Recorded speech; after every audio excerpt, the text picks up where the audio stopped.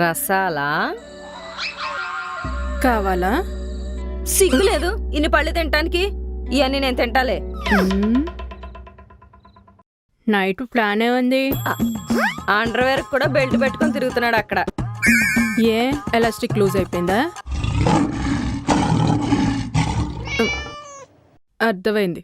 Coating ఇచ్చాడా? త్రుటిలో తప్పింది ప్రమాదం. లేదంటే ఇలా మామిడి పళ్ళు తినాల్సింది పోయి వాళ్ళంతా ఆయింట్మెంట్ రాసుకోవాల్సి వచ్చేది.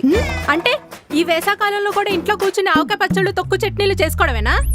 పచ్చళ్ళు పెట్టుకుంటూ కూర్చోడానికి రాజకుమారి ఏమైనా ఆవకాయలో కలిపి ఆవపిండే? మరి ఆవు నూనె? పోన్లే ఎల్లుల్లిపై కాదు, ఆవకాయ ముక్కలు కొట్టే అడవి కత్తి. కోసుకుంటుందేమో, కొంచెం పక్కకు జరుగుతానుండు. పిసికానంటే రసం పండులోంచి కాదు నీ గొంతులోంచి వస్తుంది. మరేంటి సెల్లిన శారదీసని మాటే కానీ ఒక సరదా ఉండదు, సంబరం ఉండదు బొక్కలాగా. అయితే పెళ్లి చేసుకొని నువ్వు కూడా సంసారం పెట్టు. వద్దులే, కొత్తలో కొంగట్టుకుని తిరుగుతారు, తర్వాత కొంపల పనులన్నీ చేయిస్తారు. నీలా దాసిన అవడం కన్నా ఇలా దజ్జగా బతకడమే బెటరు.